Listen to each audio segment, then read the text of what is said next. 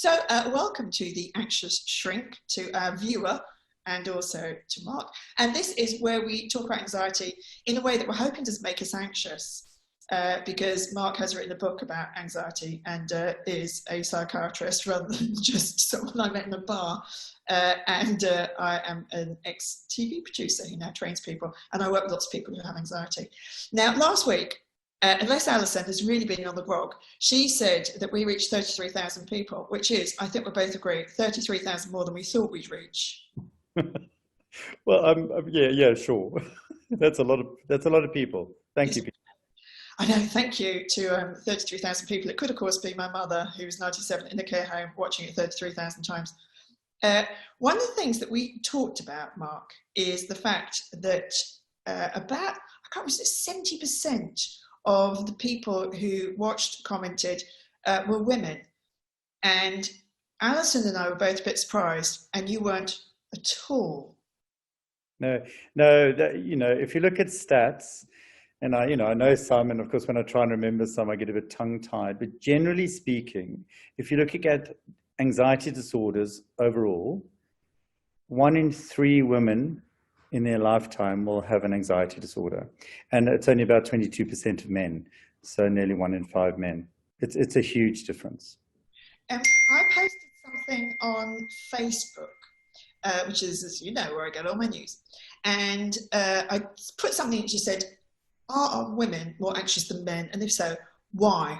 Now, one of the threads that was really interesting to me was about the amount of work that women do, which is sort of unpaid, and also the pressures that are on women to look great, be busy, work, look after the home, be a mum. I think, I've been reading about this today because incredibly, I do like to prepare. And the BBC was saying they think that COVID might have turned the clock back 2 decades for women and the amount of work that women are doing. Is that part of the anxiety, would be my question to you, Dr. Mark Cross? Well, generally speaking, just talking about that, and I don't know about that statistic, but of course, I'm reading it in other places as well. But if you look at a certain age of women, so 40s, 50s, so we call the sandwich generation. So those are mothers, grandmothers, carers, working at home, working at work, looking after aging parents with a whole lot of issues there as well, and dealing with the fact that they are going into the menopause and dealing with all that as well. It's huge.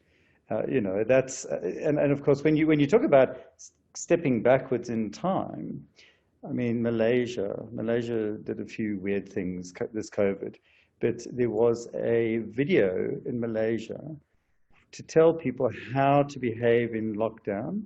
They had to be demure, speak in a very nice way to their husbands, and make sure that they put makeup on every day. So, yeah, I'll leave that there for you to think. It's like something from 1950. But how can we change this? I was listening to a podcast today, and they were talking about Boris Johnson. And for anyone who's lucky enough not to know who Boris Johnson is, I envy you, Prime Minister of the UK. And they said something like, you're going to help out, or are you going to be active with your child who just had a new baby? And he said, oh yeah, I'll help out with the nappies. And the podcast was hosted by 2 women. They both said, what does he mean help out? I mean, who's he helping? Is he helping his kid? They go, oh, Dad's helping me out because but he's suggesting he's helping his partner out. He probably meant paying for them. So I'll just link to what you just asked me, if I may. And it's not a plug, but I'm giving you a picture of my book because you're talking about kids. And my oldest son, has found the printing machine we have at home. And I presented this the other day, and I put this up, and it's Dr. Clem Cross. He's put his name over mine. There you go. Sweet. I thought it was going to say very cross. I haven't got my glasses on. But when we talk about causes of anxiety, and it's really, really linked to what you've just said, I'll read 2 quick excerpts for you. And this is under my discrimination and intolerance part in the causes of anxiety chapter. So the discrimination and violence faced by women and those who are LGBTQ, I'll speak more personally in this section about. In Australia, Straight men of Anglo background don't often feel unsafe in daylight hours walking to the local shop. They won't be catcalled or subjected to racist or homophobic taunts. Their attire won't be commented on. They don't usually have to worry about being raped or molested. They're not asked for sex by complete strangers on a regular basis.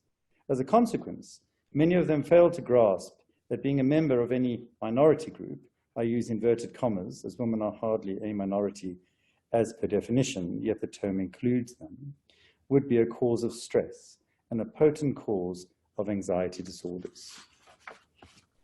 My publisher really liked that sentence. And in my further section later on, we look at violence and women. In a Guardian article in October 2018, imagine if men were afraid to walk home alone at night. Katie Guest wrote about an online thought experiment that suggests for men after 9 p.m. Many men responded angrily, especially on Twitter. And in 2018, Plan International surveyed women aged 18 to 25 in Sydney about their perception of safety and street harassment.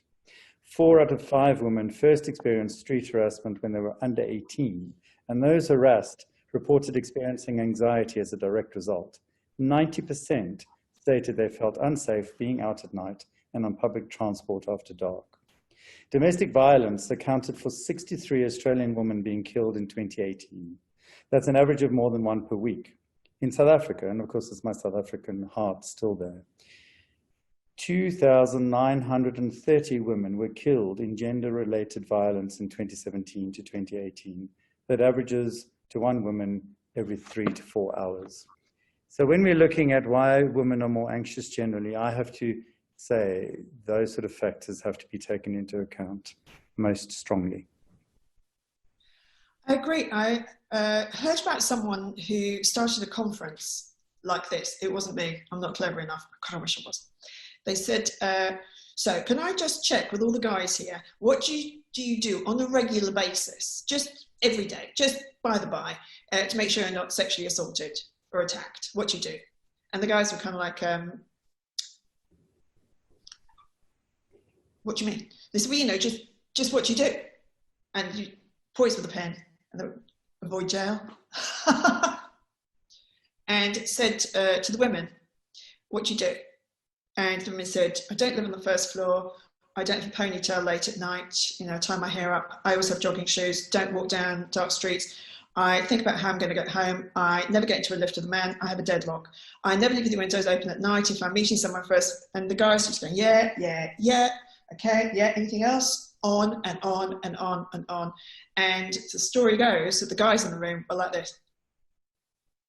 What can we do? Because I don't want to ever bash men, because as you know, I love men. And I think that men don't want this. They don't want to feel like this. How can they help us? It's a strange thing to say. But we know that we have to live like this. I would rather not live like this. What can guys do to make it a little bit better for us? And I said this, you know, in Men's Health Week, and Men's Health Week was just this last week before, you know, 6 out of 8 suicides are men. So men, we kill ourselves. And it's particularly high in the youngish age group, you know, 18 to 34, and then very old men. We forget about really old men. They don't do very well on their own. It's quite interesting. And we have to then look, and one of my issues, and one of, you know, as you know, we discuss sexuality and masculinity. And it's that toxic masculinity that us men have to look at. So meeting, talking, friending, we still do things differently compared to women. And we need to get out of that. We absolutely need to get out of that way of looking at ourselves as a sort of binary, sort of feminine versus masculine. That's a huge thing. And then actually go, hey, women find that quite attractive, guys. You know, if you do your sideburns nicely in shape, all the stuff that they've borrowed from gay culture all these years to work out, you know, being a metrosexual is actually quite nice and useful. And have a chat with your friend, you know, that sort of thing. It's a big problem. That is one of the biggest issues. And you know, you asked earlier, is it changing? Well, I think Something like the Me Too movement has been incredible. And, I try not to be too controversial on these things, but you know what? A friend, we were having lunch with friends today who are lawyers, and, they just rolled their eyes and went, well, yeah, it doesn't surprise us. And one of our friends' mothers actually said to them, I worked in the legal, she was a legal secretary. We used to have codes when we were working at the bank. All these things in the professions in the 60s and 70s, never go into the bank vault alone with the manager, never, always be aware. And all these things women have had to deal with for decades. You take it for granted. It's such a strange thing, because it's only really when you sit at a conference like that, and because we take it for granted so much, we don't even notice. But obviously we do, because it does make you anxious. When I decide where to live, I think very much about safety in a way that, a boyfriend wouldn't. They wouldn't really, I think about that. They wouldn't have to, but I do have to think about it. And of course, I don't want to mansplain, as you know, I don't like doing that, and I would never. But at the end of the day, you have to explore these issues. So even PTSD, so that's post-traumatic stress disorder, that's higher in women than men. And men obviously go to war and have more aggression or violence, but they have less PTSD as a result. Of course, a lot of men do. I treat a lot of men in the army, and as you say, I don't want to bash men. There's a real issue with men and mental health and issues and coming for treatment. Again, I'll say that statistic, 6 out of 8 suicides are men. But when you're looking at anxiety disorders across the board, and new research has shown that even OCD, which was sort of always thought to be gender neutral, actually men are more common. It's more common in men earlier on. So as adolescents and teenagers, women have OCD a bit later, but then it levels out a bit. But actually even later, women again, you're higher. What age do you think it is for guys? Because I think men are under real pressure. I think sometimes I think it's easier being a woman than being a man, because I think we don't really ever have to be top dog. We're very supportive of each other, and that doesn't mean that I think, that men are completely different. But I think when I look at my friends, I think there isn't a pressure on us to ever be, top dog. You're just going to go, I'm just going to go and do a really good job, and, but I think men actually have more pressure, and also women, we talk more. We'll sit down and we'll kind of go, right, it was awful. I went on the stage, it was terrible, and God, it was, and we're very honest, because no one expects us to really, I don't know, to be that guy. And I think there is pressure on guys to be that guy. What can we all do as a group? What can we do as a group, as all of us, to look after all of us? Well, again, question.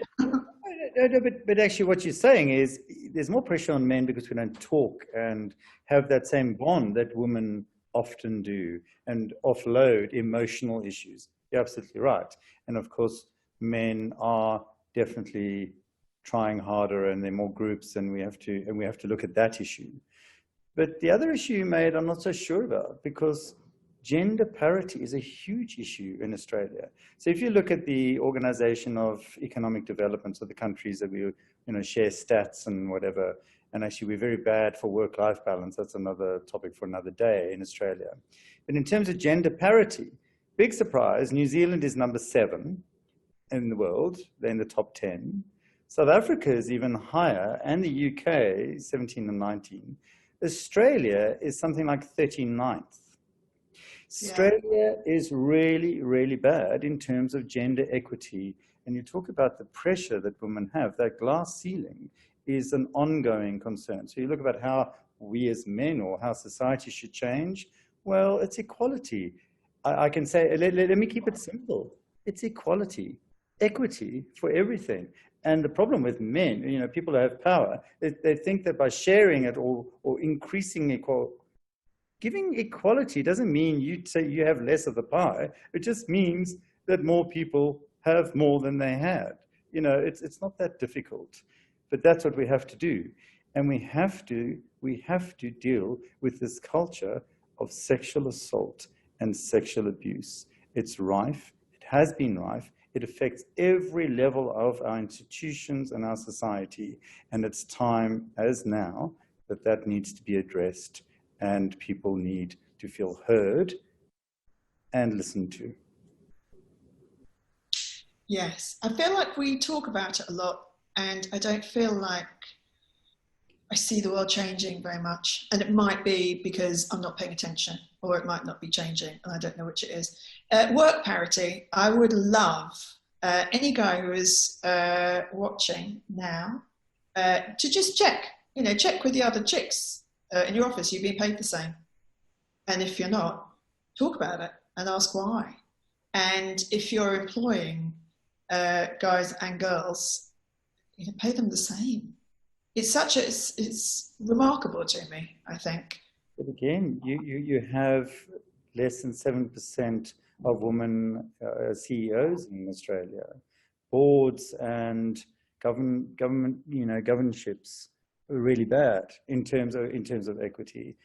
In our government, in our federal government, I think it's something like 32% are women. So it's across the board, and things do need to change. And I think something like the marriage equality vote, those sort of things really do shift attitudes. And now the Black Lives Matter, it's important for us, society, to go, wow, we have minorities, we have people who have been violated and don't feel equal in our society.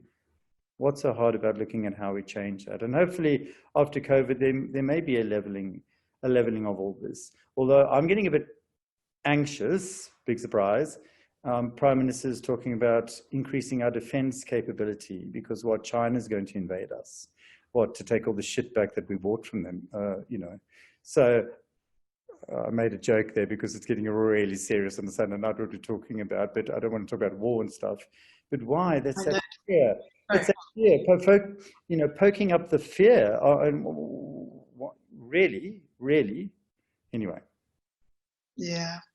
So two things make me sort of triggering my mind, which is one, to pay attention to what we're doing. So paying attention to being equal to absolutely everybody, which I think, as sort of, we both live in white privilege, and I'm trying really hard to just keep an eye on that because obviously I've lived this way since I was born. So, I have lived in this lane and in this groove, and it's something I'm paying attention to.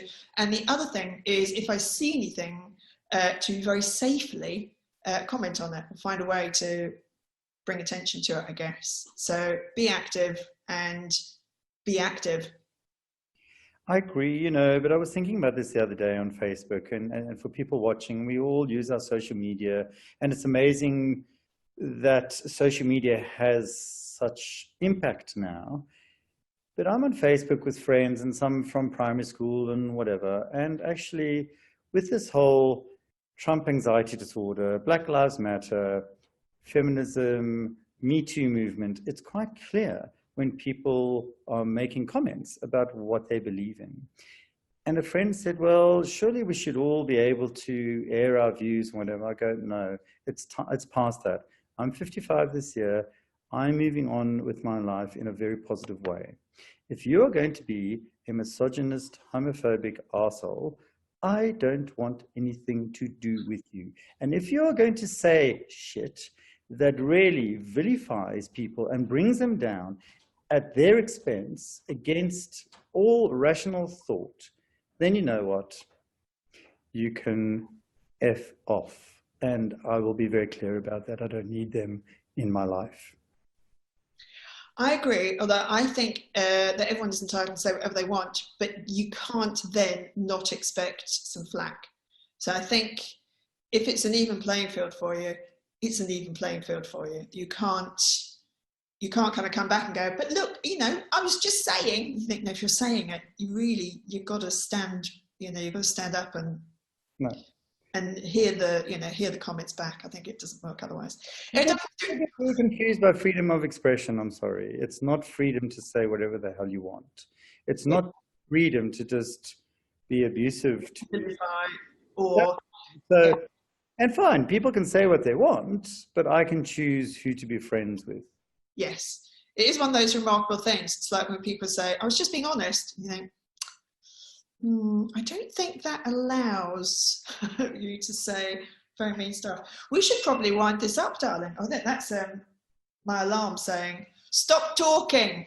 Dan, is there anything that you would like to leave our viewer with this week? Well, put it this way, most carers are unpaid and most of them are women. And so what can I say? You know, women are vital to the running of our lives and economy. So hang in there. And, you know, we have to actually improve things. And I read something interesting the other day. What has COVID brought to us? So a couple of things.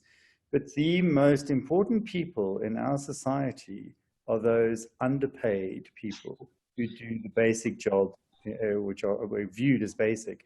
And our world does not actually carry on without you. So that's one thing. And, you know, at the end of the day, be kind. It's always about, I'll come back to Cinderella every single week. Have courage and be kind. And if you can't be kind, shut up. Absolutely. Don't say anything.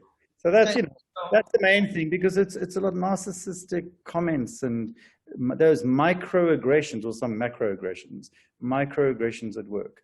If you think that you're funny, and you obviously aren't, don't make the joke, because jokes aren't actually funny. Yeah. I'm not going to get into the whole thing, everyone's offended. No, it's not about that. If you have to make a joke at someone's expense, then it's not funny. So this week, think about what we're saying, think about what we're doing. And when we see something that we think, or we're part of something you think, that makes me feel uncomfortable, find a way to say it that's a safe and sensible way. Would you say? Yeah. And also in some of those negative self sort of talk, just be more positive about self and go, you know what, this is not about me, it's about them. And if I don't say anything, it's fine, but I can leave because it's not about me. Yes, that's true. Mark, you're so lovely. Whenever I speak to you, I feel like everything's going to be absolutely fine. You're the perfect person in the perfect job. But it's absolutely true. It's, you know, you kind of think, oh, gosh, I love talking to you. I just feel like everything's going to be fine. I know, I'm trying not to swear too much, though. So what you like? Do you want to drop one out before we go? I'll save it for the next time. Great. We'll do it next week. Thank you to our viewer. Thank you to Alison and Georgia. And thank you to you, Mark. And thank you, Maz. It's always lovely talking to you. Same, you know, love fest. But, you know, people, thanks for watching. But if this did bring up anything for you, and I'm talking about triggers, and, you know, we talk about a lot of things. Speak to someone. I don't care who, anyone.